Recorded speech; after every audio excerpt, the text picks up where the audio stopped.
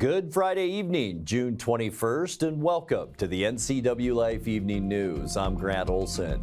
Here are a few of the stories we have coming up for you tonight. A former candidate for Wenatchee City Council was arrested this week on suspicion of domestic violence. The Pioneer Fire, which began on the north shore of Lake Chelan, has tripled in size and since last Friday, putting it now at 4,157 acres. Unseasonably hot temperatures expected tomorrow with wind and cooler weather for Sunday.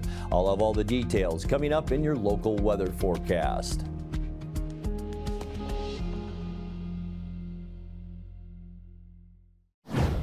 A 10-acre brush fire forced the shutdown of Highway 28 near Rock Island Dam this afternoon. Fire agencies were sent to investigate the report of fire about 1:48 p.m. and encountered smoke billowing across the highway and choking off visibility. The Washington State Patrol was asked to close the route about 2 p.m. and the fire went to second alarm shortly after. The fire was burning in sagebrush and grass, and its cause wasn't immediately known. No evacuation notices had been issued as of this afternoon. You can find updates on this incident on our Facebook page and on NCWLIFE.com. The operators of the remote 8-Mile Dam outside Leavenworth can now begin engineering design for a new structure. The dam was built in 1933 in what is now the Alpine Lakes Wilderness, and Icicle-Peshastin Irrigation District uses it to channel water from 8 Mile Lake to supply about 3,000 irrigation customers. The dam needs replacement to cope with increased runoff stemming from wildfires in 2017. The State Department of Ecology released a final environmental impact statement today that gives the go-ahead for a new dam design. The report finds a new structure would have relatively little effect on surrounding wildlife and vegetation. A former candidate for Wenatchee City Council was arrested this week on suspicion of domestic violence. Anthony Lavelle Williams unsuccessfully ran for council last year under the name Electrify Williams. Wenatchee police arrested him Tuesday after his partner alleged that Williams had threatened to strike her with a hand mirror and pinned her down to prevent her from leaving the home. Police said Williams denied the accusations when he was interviewed. A Chelan County judge allowed him to go free without posting bond. Prosecutors have until Monday to decide whether to file charges in the case. A major new apartment complex could soon rise on South Wenatchee Avenue on what's now the site of small businesses and some disused storefronts. Weidner Apartments wants to redevelop the area to create the 212-unit Majestic Apartments, and through an LLC, it already owns 2/3 of the block between Kittitas and Yakima Streets. The developers presented a streetscaping plan to the Wenatchee City Council on Thursday. Weidner's development director, Nick Nowatarski, said the project would include the renovation of the old Wenatchee City Jail, which operated from 1906 to 1924. This is a neighborhood that's in transition. There's a couple projects that we specifically want to highlight.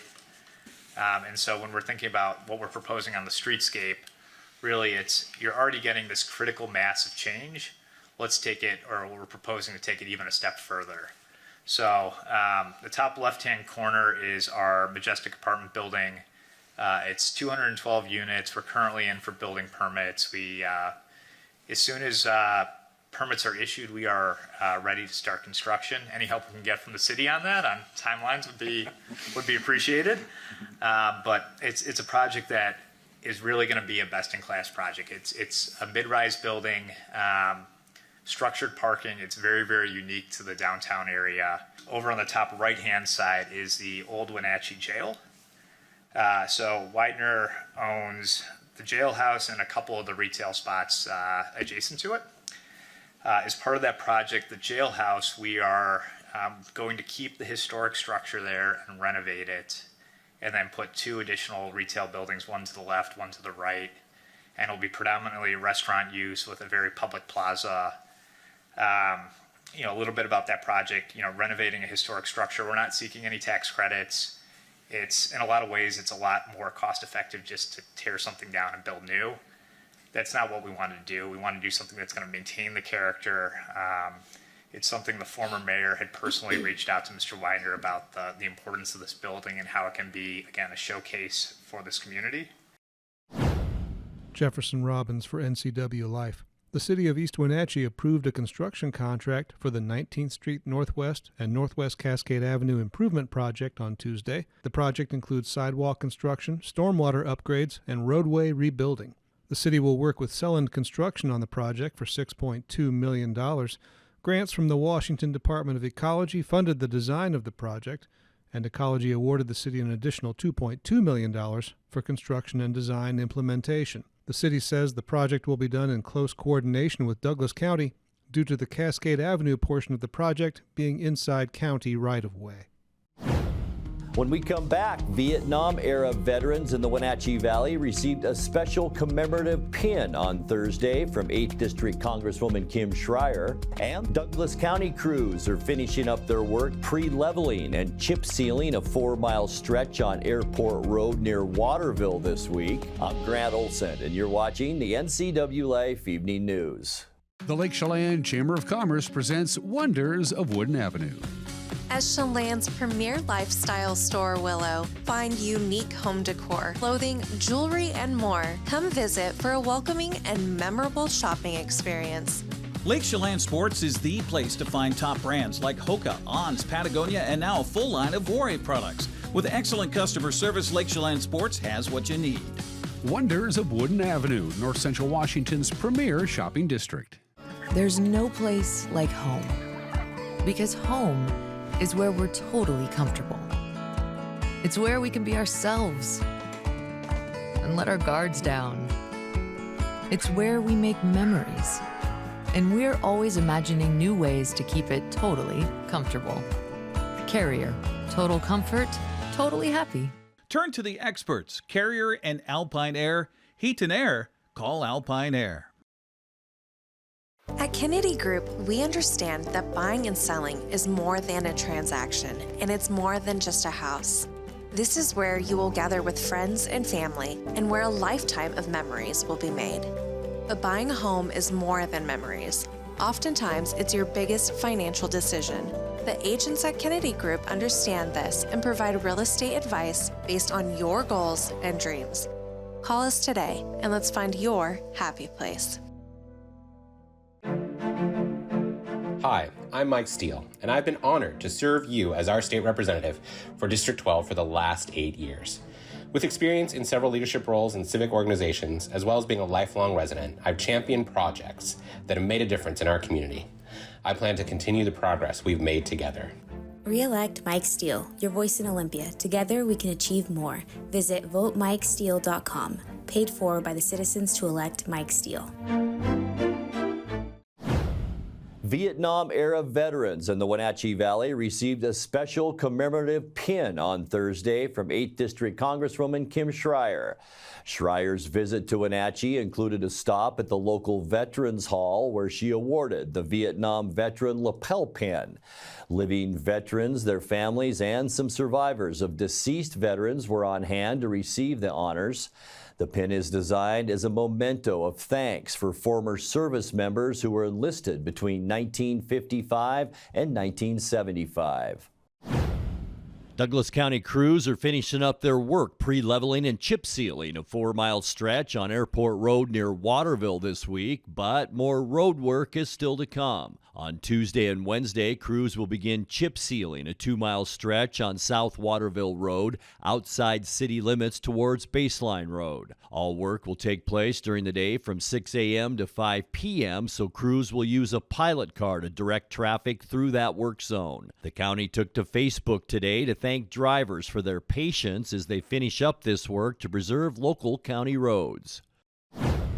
The Pioneer Fire, which began on the north shore of Lake Chelan, has tripled in burned acreage since last Friday, putting it now at 4,157 acres. The evacuation notices from last week are still in effect, with level 3 evacuations and trail closures in place between Fish Creek and Canoe Creek. Along with continued strategic water drops to cool the fire for ground crews, an additional helicopter base is now being established at Stehekin to aid firefighters in combating the north flank of the fire. On Tuesday, Air Resources had logged a total of 29.5 hours of flight time and dropped 145,000 gallons of water. The cause of the fire is still under investigation, but fire managers expect the blaze to continue into the summer.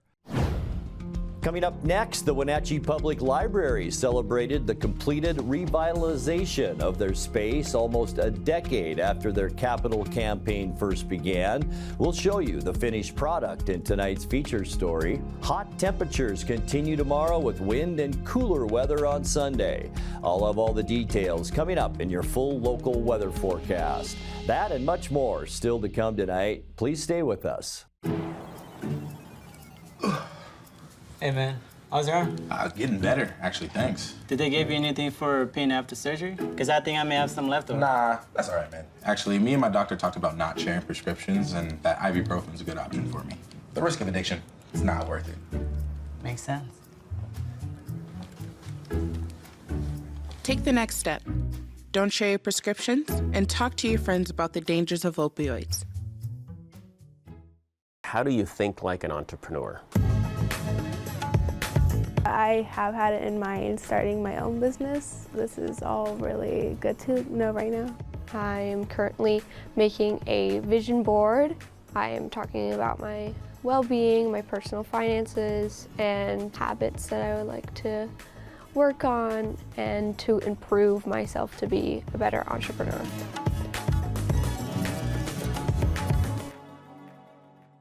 Headaches, neck or back pain? Been injured in a car accident, a work injury, or fall? Studies show that whiplash causes pain year after year. Your neck is supposed to be curved and acts like a spring to absorb shock, but when it's damaged, it straightens or reverses, and this causes headaches and pain. The solution is our specialized comprehensive combination care. You need our team of professionals who will address every point of your injury with very specific equipment and skill. Stop by Wenatchee or Leavenworth for a free consultation. Have you noticed how expensive it is this summer to feed a family at most restaurants? Even a burger basket for 6 people can run you $60. But at Abby's, you can still feed a family of 4 to 6 for less than $26. Real value. That's one more reason we're legendary. We know what Abby's customers like on their pizza. Meat. Lots of meat. That's why this month, we're piling on the classic pepperoni, Canadian bacon, and beef. Abby's Triple Topper has the meat you love, and right now, it's on sale. Order your Triple Topper at abbys.com. The Wenatchee Public Library celebrated the completed revitalization of their space almost a decade after their capital campaign first began. In 2015, the Friends of the Wenatchee Library launched the campaign that raised nearly $1.4 million and renovated the location in 2 phases. The first phase of the project included new interior and exterior paint, a centralized information desk, and new lighting, also signage and shelving. The second phase of the project ran from 2020 until this month and includes a new teen space and public meeting rooms. NCWLIFE News spoke with the library's supervising librarian and the NCW Library's facilities manager to learn more about the second phase of that project. At the end of the first phase of construction, there were still wish list items that had yet to be completed. So staff at that time had gone to the Department of Commerce, who has a library capital improvement program grant, and they were awarded just under $1 million for the second phase of the work, which included this teen space here, and then the work that we did to update the lower level of the spaces, including 3 new meeting rooms and kind of efficiencies to the staff area, and a gallery here for art and things. One of the biggest asks from the community, and what we really focused a lot of our attention on, were the new meeting spaces that we have downstairs. We have each of those meeting rooms are flexible with their furniture. The tables can be moved in or out, the chairs. So they're really wonderful spaces for a variety of different community programs, activities, presentations, or classes that the public can participate in, or that the community in general can just use for their own needs. So that was one of the biggest asks. and the one that is most exciting. The teen space too was a big ask as well, making that a much more welcoming space for the age group that would like to use it. The most important thing with our meeting rooms is that they are free. So there's a plethora of other meeting space options within the community, but we, I think, are the only space that does not charge for use. And then with the teen space too, the teens really influenced the materials and colors of the furniture and things that are in the space. They wanted, to my surprise, a really calming space that was kind of their escape from social media and other things kids face these days. The basement area was a little bit dark and cold, and there was not a lot of natural light, and a lot of square footage was dedicated to staff sorting operations and then break space as well. So we had an auditorium, as we call it, that was highly underutilized, and so what we did in phase 2 is really focused on bringing natural light to that space so that folks could enjoy using it a lot more, and then giving back more of that square footage to the general public as well. And then this space was just really underutilized. There was no shelving in the teen area, and there was some comfy furniture, but it just didn't really have a sense of purpose. So we gave it a little bit of new life. Yeah, we wanted especially the downstairs space to feel more like the library users actually belong in the space instead of feeling kind of nervous about being down there, with it being almost dungeon-like. Now when you walk down there, there's natural light, it's bright, it's open, and people are excited to be there. So that was really our goal, and I'm glad it came through. To do this community engagement process, right, where we're actually going out into the communities and making sure we hit a certain percentage of the population, both of users and non-users, to kind of both see how they'd like to use the library and just educate them on all the things that the library does. So that's a huge element of the project. I would say the #1 goal.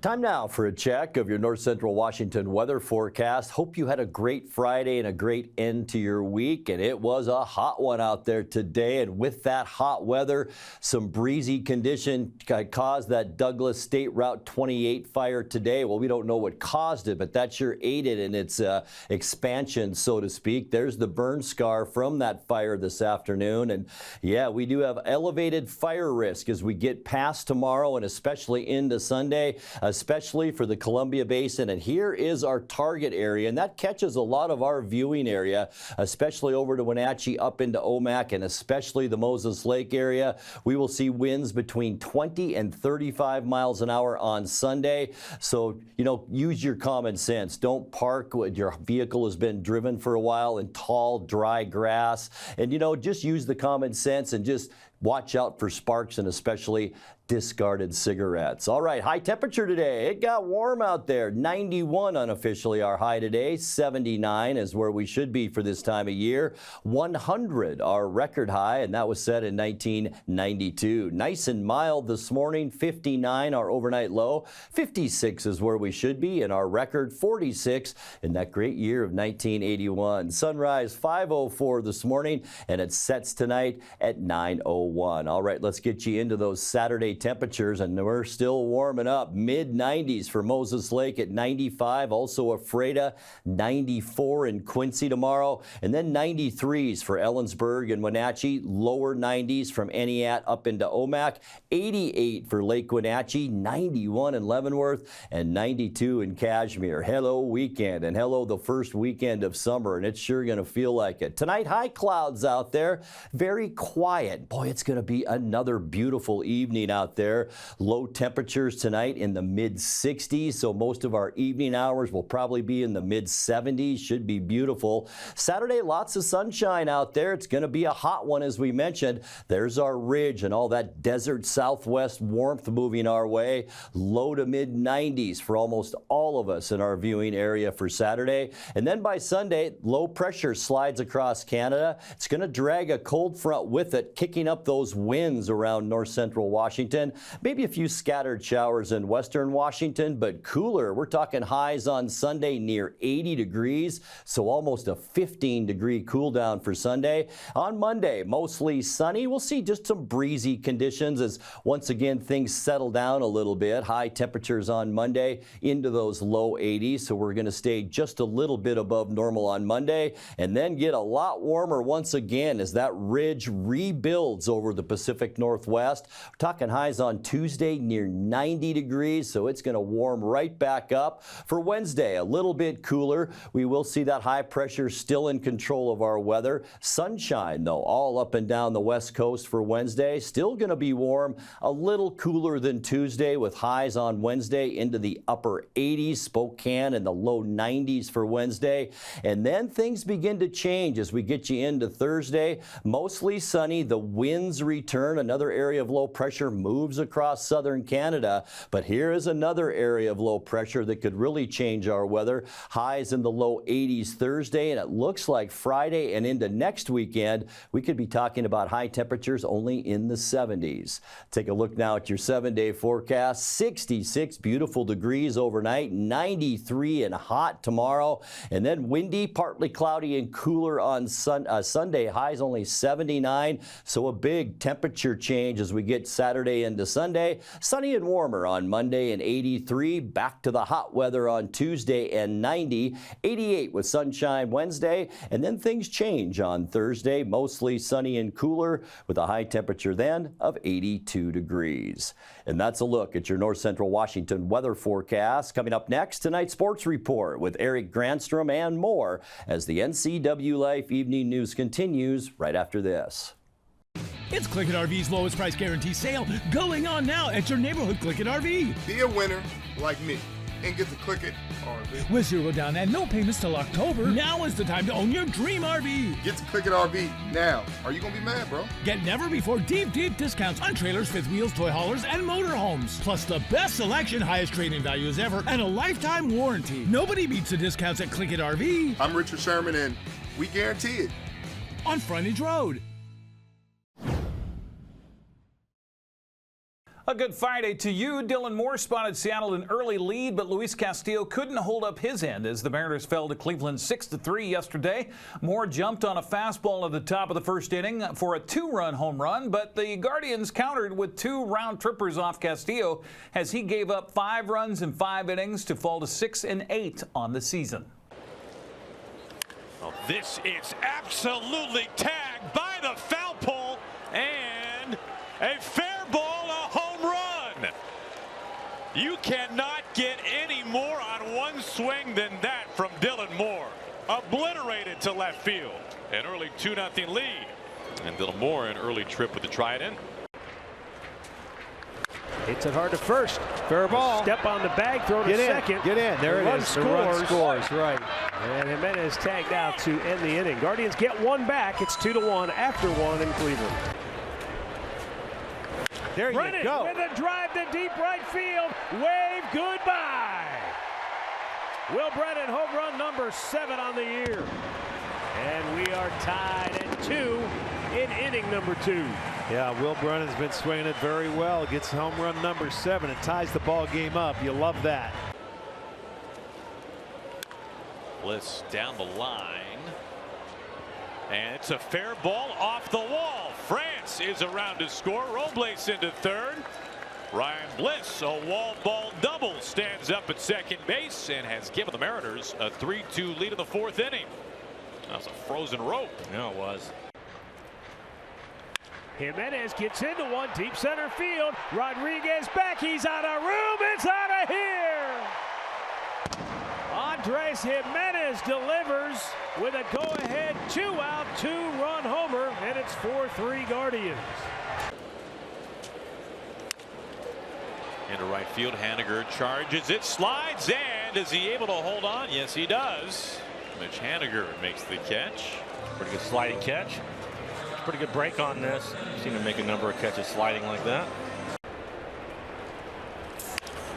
Slow roller to short. Rocchio to Jimenez for 1 on to first. It's a double play to end the inning. That was beautiful. The old twofer gets him out of trouble in the 7th. 2-2 hit in the right field. Back is Haniger, still going back. He's out of room. It's out of here. It's a 2-homer day for Chill Will. Boy, he hit that one beautifully as well. There's a nice little insurance run right there. He tried to come inside on him again, and he was quick on the inside part of the plate, and he drilled it. Swing and a miss. Book it. The Guardians take 2 out of 3 from the Western Division leading Seattle Mariners as they get their 46th win of the year. Seattle is in Miami beginning a weekend series with the Marlins. That's on Root Sports Northwest. Houston jumped into second place in the American League West with a 5-3 win over the White Sox. The Astros trail the Mariners by 8 games, while idle Texas remains 8.5 games back. Kansas City claimed the final game of its series with Oakland, winning it 3-2. For the first time this season, the Wenatchee Apple Sox have lost a series. Wenatchee couldn't quite dig itself out of an early hole, falling to Yakima Valley 7-6. Voice of the Apple Sox, Joel Norman, has more on last night's defeat. The Wenatchee Apple Sox comeback bid against the Yakima Valley Pippins fell just short as they fell by 7-6 score on Thursday night at Yakima County Stadium.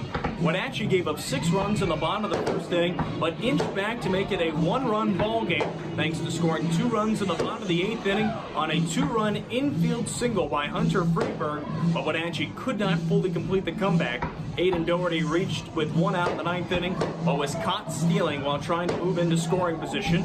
And Wenatchee dropped its first series of the season. The Sox have won 5 of their first 6 series and remain a game ahead of the Bellingham Bells for first place in the North Division as they return home on Friday night to face the Walla Walla Sweets at 6:35 p.m. With your Apple Sox update, I'm Joel Norman.